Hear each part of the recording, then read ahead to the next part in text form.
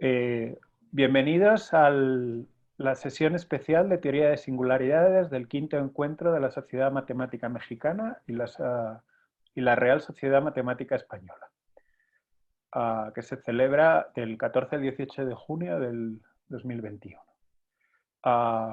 Nuestro ponente hoy es Andrés Daniel Duarte, de la Universidad de Zacatecas, y nos va a hablar de diferenciales de orden superior y derivaciones de Hasse-Schmidt.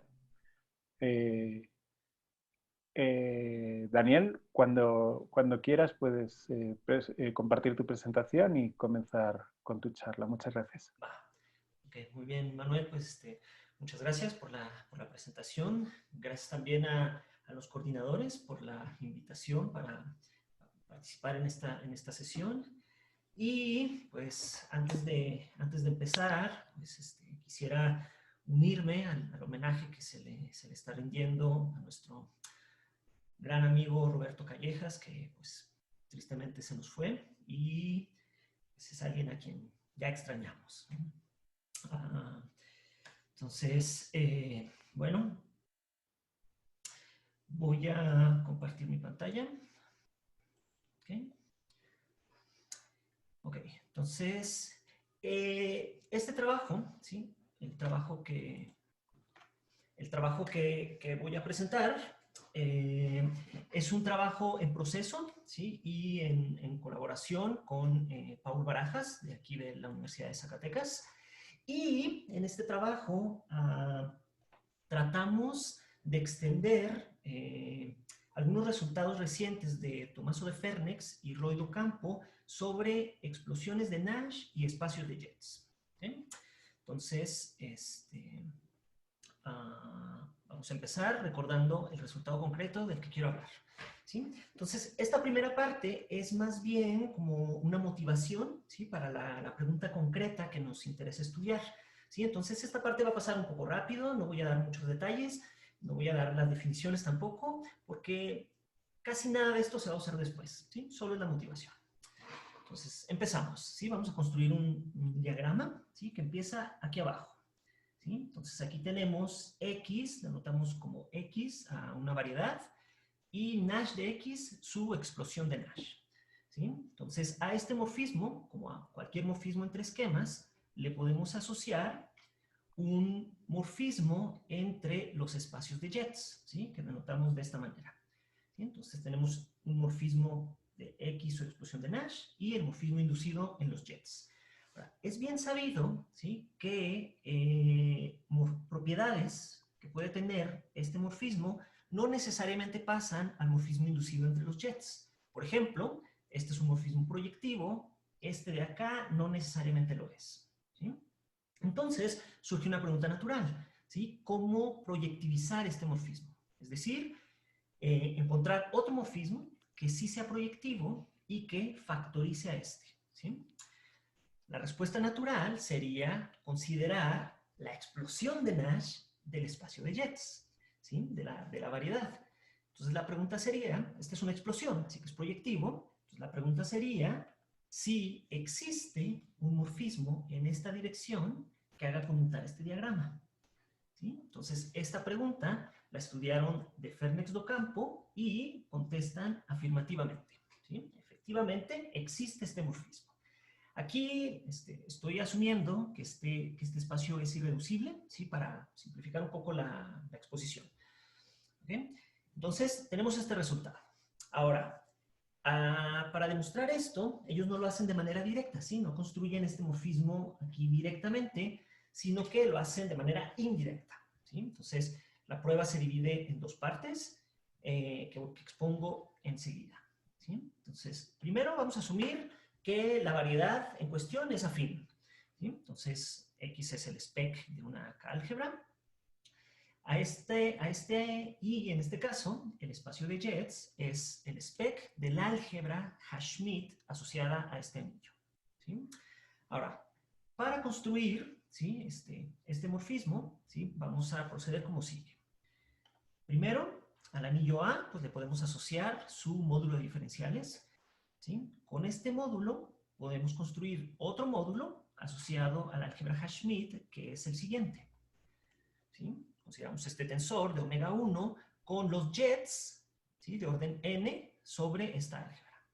Esto lo denotamos como Fn, ¿sí? Y hay una noción muy general de explosiones de módulos, ¿sí? Esta es una construcción debida, o sea, a muchos autores, entre ellos Ana Oneto, Elsa Sattini y, en un espíritu más constructivo, a Orlando Villamayor, ¿sí? Entonces, usando esta noción, vamos a explotar este módulo, ¿sí? Entonces, tenemos aquí un morfismo, ¿sí? Que denotamos de esta manera, la explosión de los jets en este módulo. Y resulta que de Fernet-Ocampo muestran que existe un morfismo en este morfismo que hace conmutar este diagrama. Entonces, esta es la primera parte. Entonces, para concluir, lo que ellos demuestran es que estos dos pues, son isomorfos, ¿sí? Y entonces eso da lugar al morfismo este verde.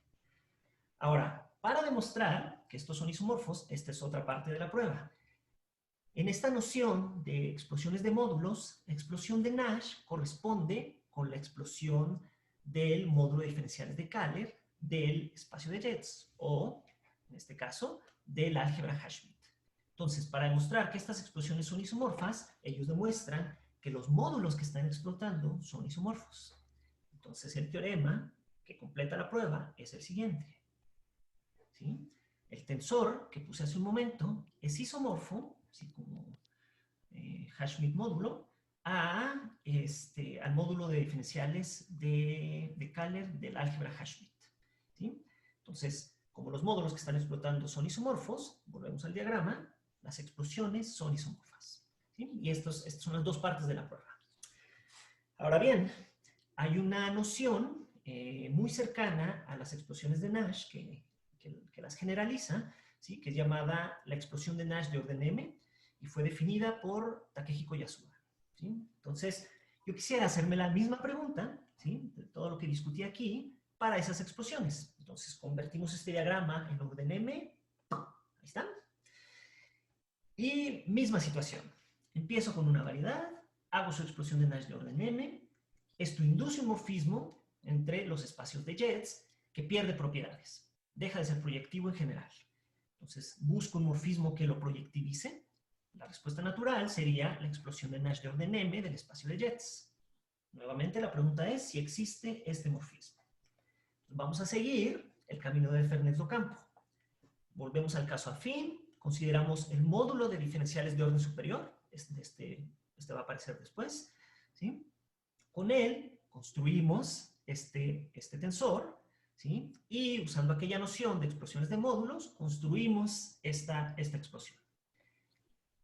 De Fernet-Ocampo también demuestran en este caso que existe este morfismo, ¿sí? Que hace conmutar este diagrama.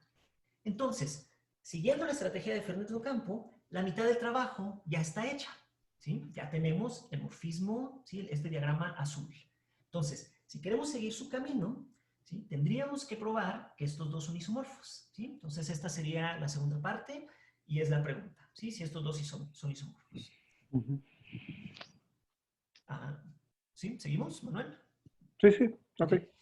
Entonces, otra vez, siguiendo su estrategia, pues vamos a intentar demostrar que los módulos que estamos explotando, pues también son isomorfos. Y entonces llegamos a la pregunta concreta de la que vamos a hablar, ¿sí? Sí, así como para m igual a 1, de Fernet-Ocampo mostraron este isomorfismo, pues nosotros nos preguntamos si el isomorfismo pasa bien para los diferenciales de orden m. ¿Sí? Entonces, esta es la pregunta. A partir de aquí nos concentramos en ella, nos olvidamos de Nash y los diagramas y todo esto, y vamos a trabajar sobre este isomorfismo. ¿Okay? Entonces, vamos a definir ahora sí todo lo que aparece aquí y avanzamos. Entonces, empecemos. Vamos a empezar recordando un par de derivaciones, ¿sí? Que generalizan, ¿no? Conceptos que generalizan a las derivaciones usuales. Empezamos con las de orden m mayor o igual que 1. Entonces, consideramos un anillo A y un m, un módulo. Entonces, una derivación de orden m, ¿sí? De a en m, va a ser una función de a en m cuya característica principal es que satisface esta fórmula, ¿sí? Que esto se puede ver como una especie de regla de Leibniz, pero ya no para el producto de dos elementos, sino para el producto de m más 1. ¿Sí? Si aquí ponen m igual a 1, lo que obtienen es exactamente la regla de Leibniz. ¿Sí? Entonces, esto es una generalización, como una suma alternada, algo así. ¿Sí? Esta es la idea. Entonces, estas son las derivaciones de orden m, y al conjunto de todas ellas las denotamos como der m de AM. ¿Sí? Entonces, este es el primer objeto. Ahora, otra manera de generalizar a las derivaciones usuales es a través de las llamadas derivaciones Hash-Schmidt. ¿Okay? En este caso tomamos dos álgebras y una derivación Hash-Schmidt de orden n, ¿sí? Ya no va a ser una función, sino n más 1 funciones, que, ¿sí? De A en B, cuya característica principal, ¿sí? Es que también satisfacen una especie de regla de Leibniz, pero en grupo. ¿Sí? Entonces se satisface esta fórmula. Si ponen aquí i igual a 1, obtienen nuevamente la regla de Leibniz. ¿Okay? Entonces, a estas derivaciones, pues las denotamos de esta manera. ¿Sí? Hash-Schmidt derivations. ¿Okay? Okay. Bueno, entonces estos son los primeros objetos. Ahora vamos a pasar a su, digamos, objeto dual. ¿Sí? Así como las derivaciones, ¿sí? Las derivaciones usuales tienen como objeto dual al módulo de diferenciales de Kähler, también pasa aquí. Ahora, esto de dual en el sentido de que toda derivación se factoriza por el módulo de diferenciales de Kähler. Bueno, algo completamente análogo pasa para las derivaciones de orden m y las derivaciones Hash-Schmidt. Entonces, este es un resultado pues, clásico.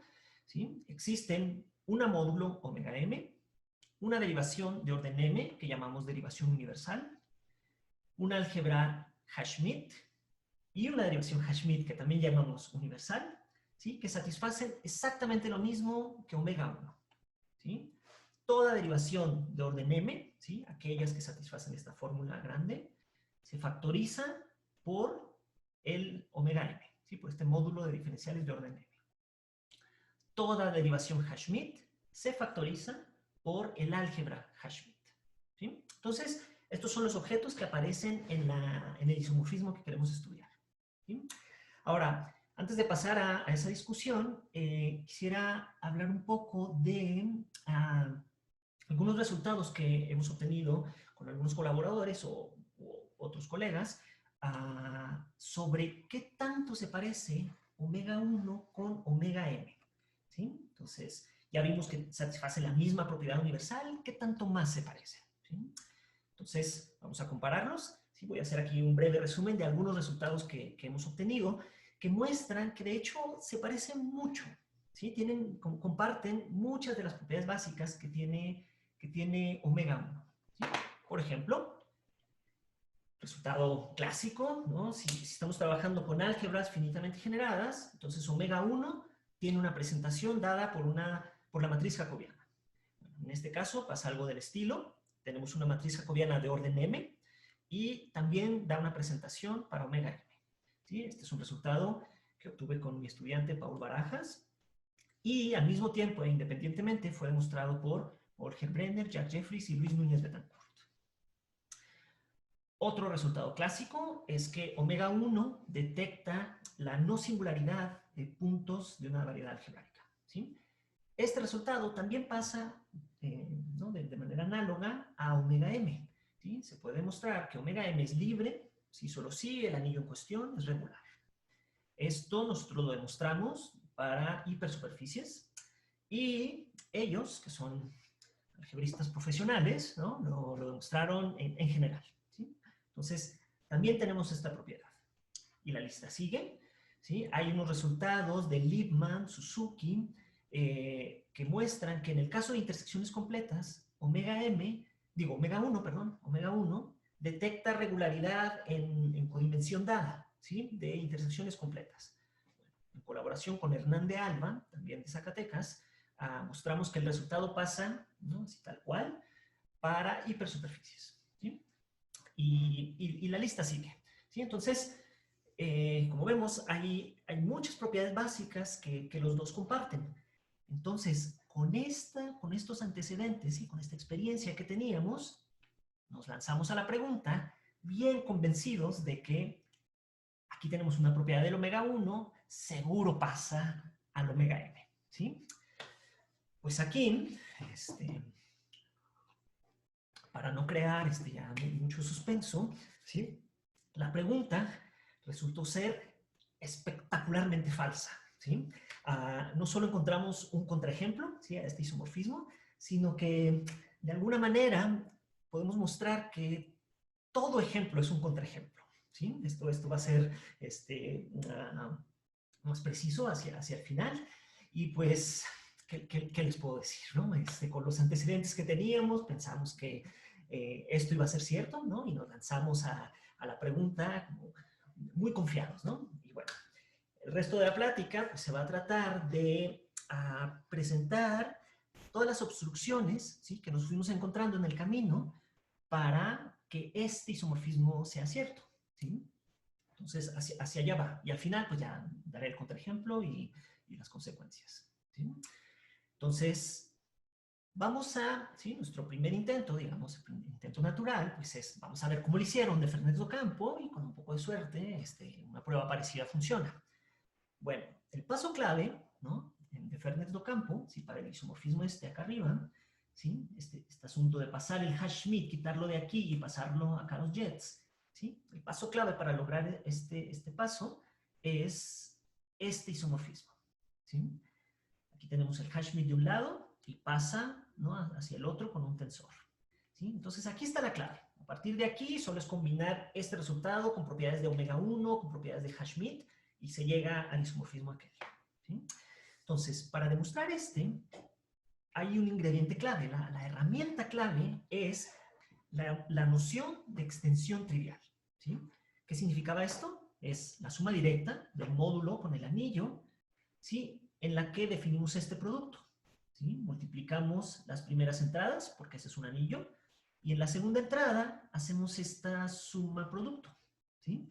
Si se fijan aquí, esto tiene mucho el espíritu de la regla de Leibniz, ¿sí? Entonces, justo este producto es el que hace la conexión con las derivaciones, ¿sí?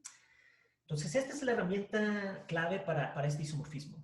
Ahora, en el trabajo de Fernet do Campo, si uno, ¿no?, uno estudia, uno lee entre líneas, ¿sí?, este isomorfismo, uno puede mostrar que el isomorfismo explícito, ¿sí?, para pasar de aquí a acá, es ¿sí? Toman una derivación, ¿sí?, de hash Schmidt a m, y la convierten en esta suma, ¿sí?, donde los delta i, recordemos, es la derivación hash Schmidt universal, ¿sí? Esto no aparece explícitamente en su trabajo, pero se puede deducir, ¿sí? Ahí está escondido. ¿Sí? Y entonces, pues ahí vamos, ¿no? Vamos a ver si esto es lo que hicieron, vamos a ver cómo lo pasamos a orden m.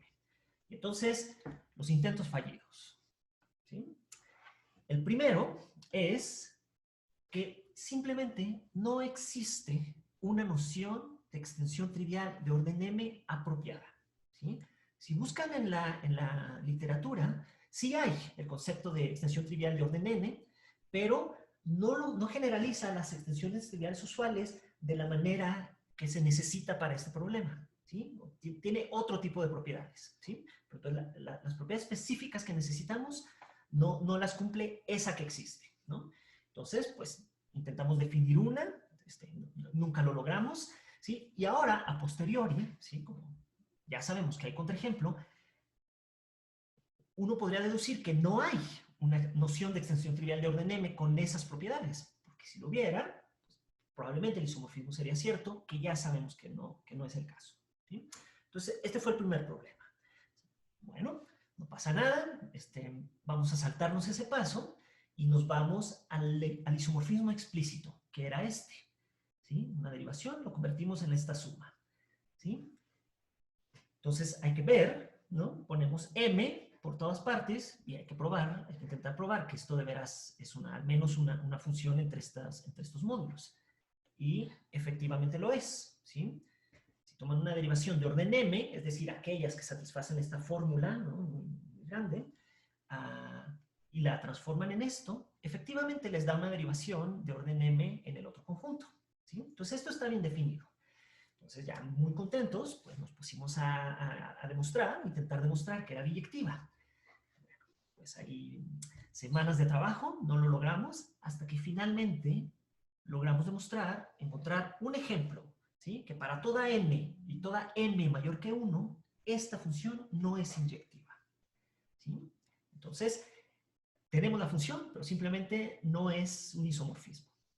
Sí, curiosamente, y esto tal vez valga la pena estudiar un poco más a fondo, esta función parece que sí es sobreyectiva, ¿sí? En algunos casos logramos demostrar que sí es sobre, que falla el inyectivo, pero parece que sí es sobre. Entonces, esto tal vez valga la pena, ¿no? Estudiar qué significa, ¿no? Geométricamente, qué implica sobre los espacios en cuestión, ¿no? Entonces, pues tampoco salió siguiendo este camino. Entonces, en resumen, siguiendo a de Fernández do Campo, ellos, usando las extensiones triviales clásicas, muestran este isomorfismo y combinando con otras propiedades, llegan al isomorfismo deseado, ¿sí? Para nosotros no hay extensiones triviales. El isomorfismo directo, ¿no? El natural, tampoco aplica, no es una biyección. Y entonces, pues, ya en la desesperación, dijimos, bueno, este camino no sirve, pues vamos para orden M, vamos a intentar demostrar directamente que estos dos son isomorfos, ¿sí? Entonces, pues vamos a buscar otra estrategia y lo intentamos directamente, ¿sí? Aquí, a este nivel. Ahora, el trabajo de Fernández do Campo aplica para anillos arbitrarios, ¿no? Conmutativos con unidad, ¿sí? Entonces, para intentar esto, considerando nuestra experiencia en el trabajo el que mencioné antes, todo ese trabajo está basado en la matriz jacobiana, propiedades de la matriz jacobiana. Entonces pensamos, vamos a intentarlo de esa manera, ¿sí? Utilizando estas matrices, ¿no? que habíamos definido y trabajado antes. Entonces, pero para eso hay que restringirnos a álgebras finitamente generadas, ¿sí? Ya no son anillos arbitrarios, ya solamente este tipo de álgebras. Y es precisamente siguiendo esta estrategia que llegamos al contraejemplo, ¿sí? Entonces, lo que vamos a hacer es encontrar y comparar presentaciones explícitas, ¿sí? De ambos módulos, ¿sí? Aquí es importante destacar que si el anillo A tiene esta forma, entonces el álgebra Hashmid también, ¿sí? Lo que hay que hacer esencialmente es aplicarle la derivación Hashmid universal a las variables y a las f's. Y eso es el álgebra Hashmid de A, ¿sí? Entonces, procedemos. Entonces, recordemos la presentación, ¿no? de la que hablé hace un momento. Dado un polinomio, consideramos esta matriz, ¿sí? Que llamamos matriz jacobiana de orden M. ¿Sí? Olger, Brenner, Jeffries, Núñez, Betancourt la llaman matrices Jacobi-Taylor. ¿Sí? Entonces, que aquí hay pues, derivadas, ¿sí? de f, de 1 a m, de orden de 1 a m, acomodadas de cierta manera, ¿sí? Entonces, el resultado que mencioné antes es este, ¿sí?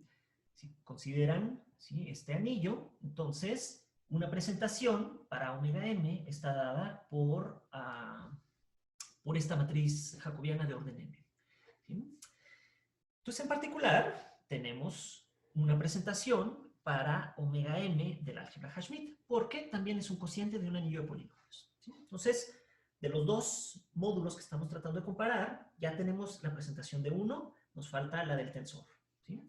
Entonces, partiendo de esta presentación, ¿sí? que conocemos bien, pues es cuestión de tensorizar con los jets sobre el álgebra Hashmid, álgebra conmutativa, ¿no?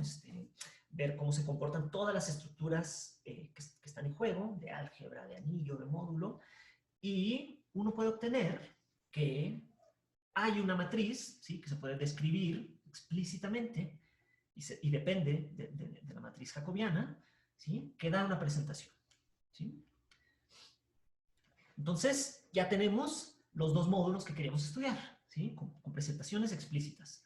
Tenemos este tensor, ¿sí? Y la presentación para omega m del Hashmid. Ahora, ¿sí? Entonces ya para concluir, pues tenemos un corolario y el contraejemplo.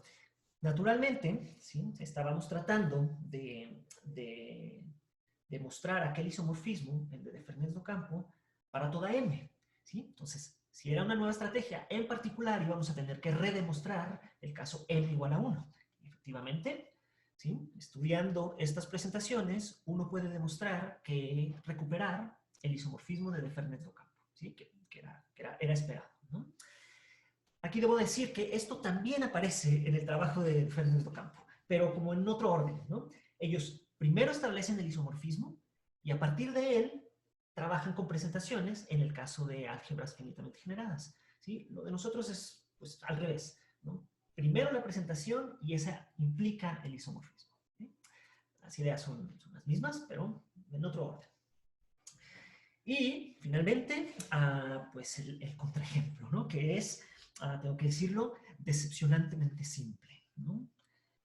Consideren el anillo de polinomios en una variable, m igual a 2, ¿sí? Que es el número más pequeño que podemos considerar en este problema, y n igual a 1. En este caso, el álgebra Hashmit es el anillo de polinomios en dos variables, y entonces con los resultados anteriores, ¿sí? O incluso se podría deducir directamente, tenemos que omega 2, ¿sí? Del álgebra Hashmit es un módulo libre de rango 5, ¿sí? Pero el tensor es un módulo libre de rango 4. 4 no es 5, entonces no hay isomorfismo.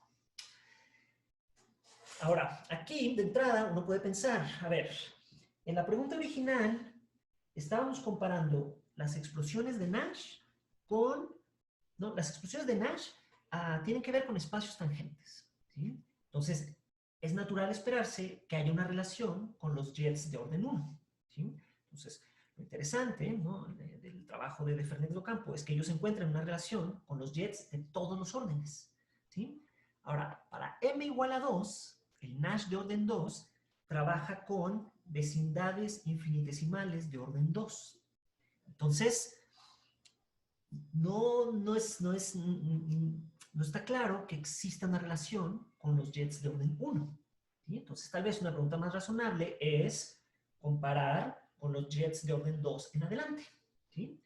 ¿Sí? Y en general, ¿sí?, para Nash de orden m, compararlos con los jets de orden m en adelante. Pues mismo asunto, ¿no? Cambiamos aquí los números y todo el tiempo para el anillo de polinomios aparecían módulos libres de rangos distintos. Entonces, nunca fueron isomorfos, ¿no?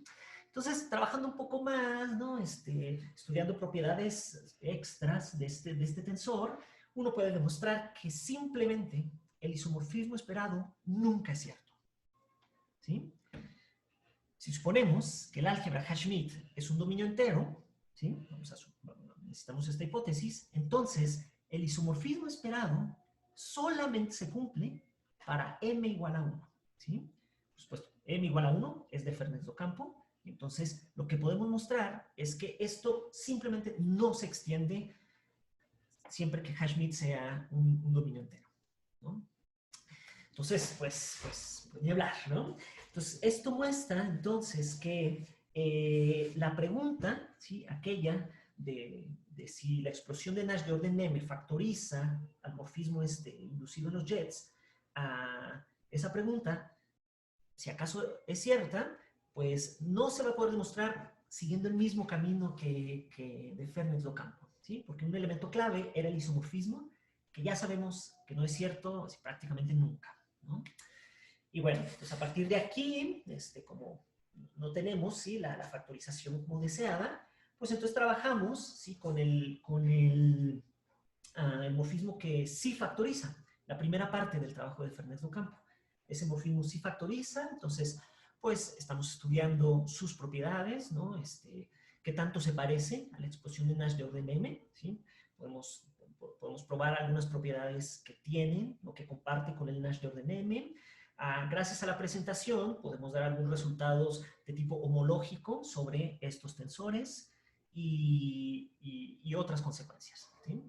Hemos estado estudiando también esta noción de extensión trivial de orden n, ¿sí?, como, ¿no?, la otra dirección, ¿no?, que lleva, ¿no? Entonces, todo esto está sucediendo. Espero que para cuando estén viendo este video, ¿sí? Espectadores del futuro, espero que el trabajo ya esté concluido, ¿no? Que ya esté una primera versión en el archive, ¿no? Y pues esto fue lo que quería discutir y muchas gracias por su atención.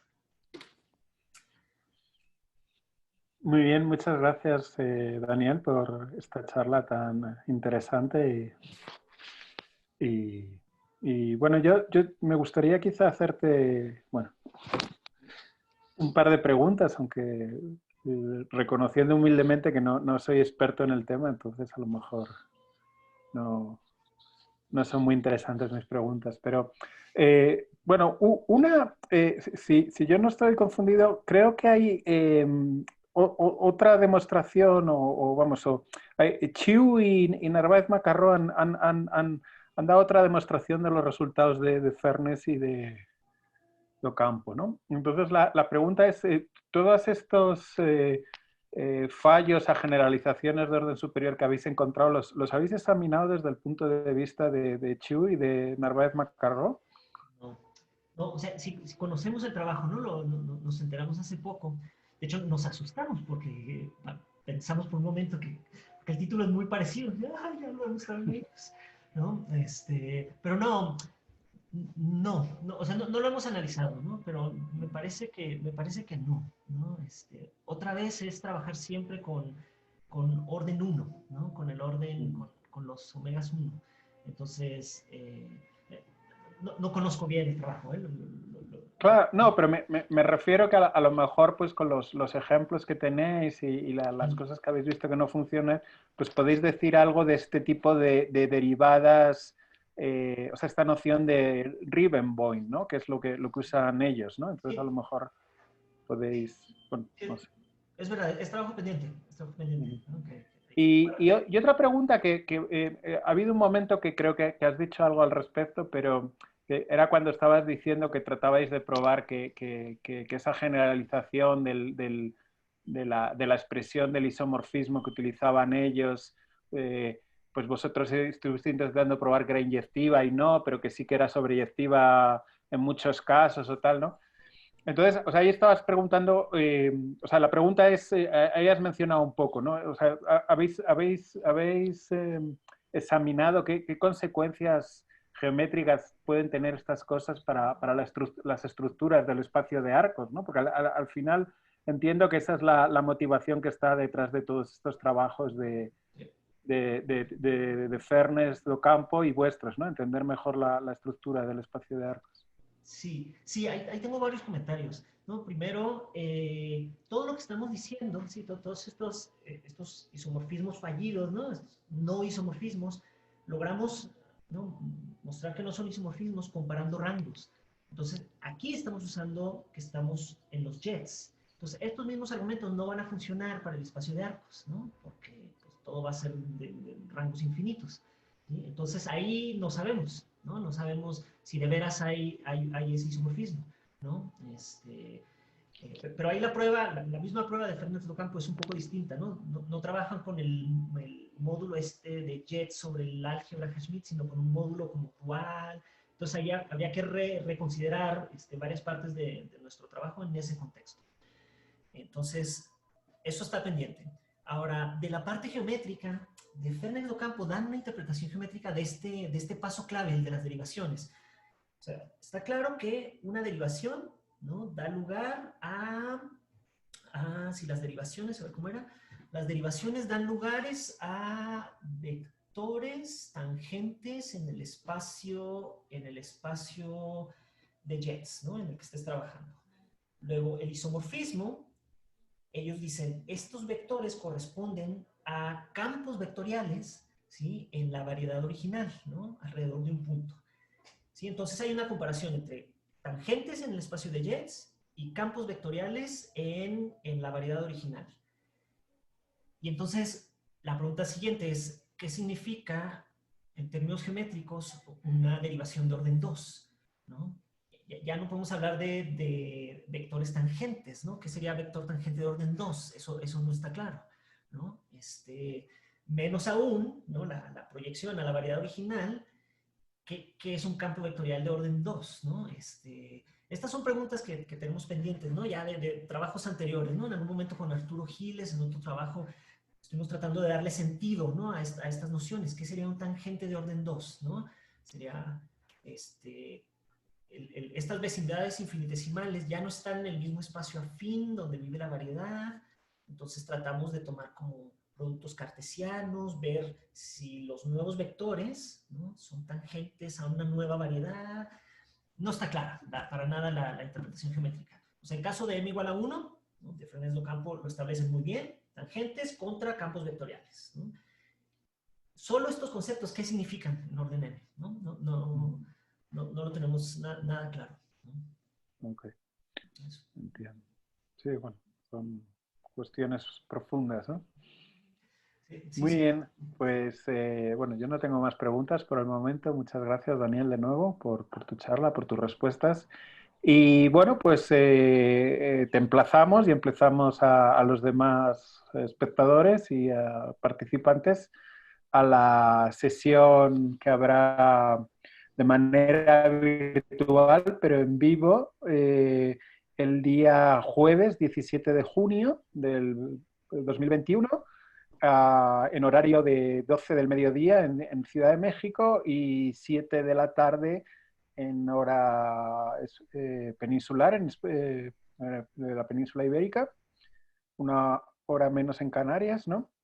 Y allí pues tendremos la charla de Enrique Artal Bartolo y habrá una sesión vamos, una rueda de preguntas y de discusión sobre las conferencias. Entonces, todos aquellos espectadores que tengan preguntas, pues tendrán la oportunidad de plantearlas a Daniel en aquel momento. Va, sale. Pues muchas gracias. Muchas gracias. Ok, sale. Hasta pronto. Pronto.